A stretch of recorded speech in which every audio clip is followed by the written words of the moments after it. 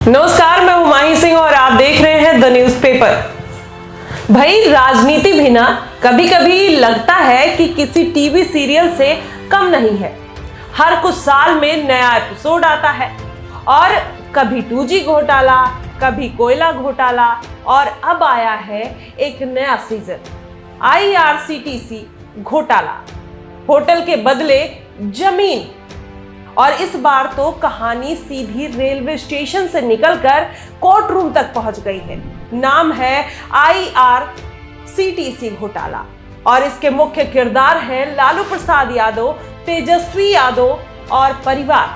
अब जरा सोचिए, IRCTC जहां हम और आप टिकट बुक करते हैं, कभी वेबसाइट खुलती है, कभी लटक जाती है, लेकिन अंदर अंदर कुछ और ही डील चल रही थी जो किसी ने नहीं देखा। और जब देखा गया तो पता चला कि भाई, टिकट तो जनता का है पर मुनाफा किसी और की जेब में जा रहा है। अब देखिए, कहानी शुरू होती है साल 2006-07 से। रेल मंत्री थे लालू प्रसाद यादव। लालू जी बोले, रेल में सुधार लाना है, होटल बढ़िया चलाने हैं, थोड़ा प्राइवेट पार्टनरशिप भी जरूरी है। जनता बोली, वाह भाई, आधुनिक सोच और आधुनिक नेता। लेकिन CBI बोली, भाई साहब, यह आधुनिकीकरण नहीं है, ये पूरा अंदरूनीकरण है, क्योंकि अंदर अंदर कुछ और ही खेल चल रहा है। अब जानते हैं, अब सुनिए असली खेल कि इसके पीछे की असली कहानी क्या है। रेलवे के 2 होटल थे, एक पुरी में, एक रांची में। दोनों को दिया गया सुजाता होटल्स प्राइवेट लिमिटेड को और कहने को टेंडर निकला। लेकिन CBI कहती है कि रिजल्ट से पहले ही सब कुछ फिक्स था कि किसको टेंडर मिलना है, किसको नहीं मिलना है। मतलब जनता फॉर्म भर रही है पर सीट पहले से ही बुक थी। अब आया नया ट्विस्ट। CBI बोली कि होटल के बदले लालू के परिवार को मिली जमीन, और वो भी इतनी सस्ती कि पटना में इतनी तो पार्किंग में भी नहीं मिलती। नाम रखा गया PPP मॉडल, मतलब पब्लिक प्राइवेट पार्टनरशिप। ये जनता बोली, ये तो पॉलिटिकल प्रॉपर्टी पार्टनरशिप लग रही है, क्योंकि जनता को धोखा मिला। फिर क्या था, कंपनियां बनी, कागज बने, जमीन का खेल शुरू हो गया। नाम जुड़ा तेजस्वी यादव से और मामला जा पहुंचा दिल्ली से पटना, फिर सीधा CBI दफ्तर। CBI ने छापा मारा, कागज खंगाले और बोली, यहां तो पूरा रेल मार्ग ही घोटाले के ट्रैक पर चल रहा है। अब सुनिए तेजस्वी जी और लालू जी का बयान।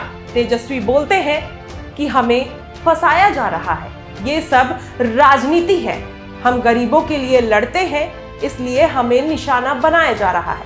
जनता बोली, भाई, गरीबों की लड़ाई ठीक है, पर गरीबों की जमीन आपके नाम कैसे आ गई?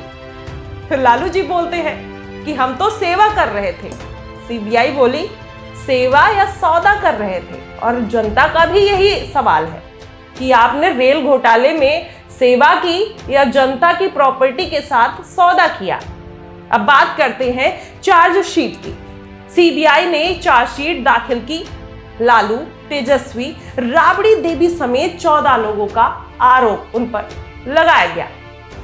CBI बोली, सबूत हमारे पास है, बैंक रिकॉर्ड, ईमेल, सब कुछ पक्का है।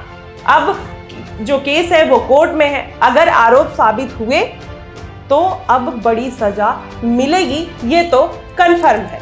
अगर नहीं हुए तो फिर वही पुराना डायलॉग, राजनीतिक साजिश है भाई। विपक्ष बोला कि CBI अब सरकार की शाखा बन गई है। सरकार बोली, हम तो बस कानून चला रहे थे। जनता बोली, कानून चल रहा था या चुनावी एजेंडा? अब देखिए, इसमें सब कोई फंसा हुआ है। मुद्दा सिर्फ होटल का नहीं था, ये था जनता के भरोसे का मुद्दा। रेलवे जनता के पैसे से बना है और अगर वही से नेता अपनी जमीन उगाने लगे तो जनता किस पर भरोसा करे? जनता अगर भरोसा करती है तो नेताओं को, अगर वो वोट डालती है नेता को इसलिए डालती है कि कल को उसका भविष्य उज्जवल होगा। लेकिन लोग चाहते हैं कि ट्रेन टाइम पर चले, वहीं IRCTC साइट खुले, खाना ढंग का मिले, लेकिन यहां तो वेबसाइट की जगह वसीयत चल रही थी। अब पूरा जो मामला है वो कोर्ट में है, CBI, ED सब लगी है और जनता भी लगी है, लेकिन मोबाइल पर। आज किसे बुलाया जाएगा CBI के द्वारा? भारत में घोटाले कितने हुए, अब ट्रेंडिंग टॉपिक बन चुका है। नया दिन, नया केस, नया ड्रामा। तो दोस्तों, ये थी कहानी रेल, जमीन, होटल और राजनीति की, जहां जनता ने टिकट बुक किया था पर सीट रिजर्व नेताओं के नाम पर चली गई। अब आप बताइए, क्या ये सच में घोटाला है या फिर राजनीति का नया खेल? कमेंट में बताइए।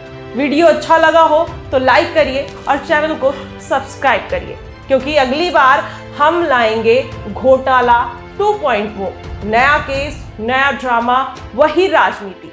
धन्यवाद, मिलते हैं दोस्तों अगले वीडियो में। बने रहिएगा द न्यूज़पेपर के साथ।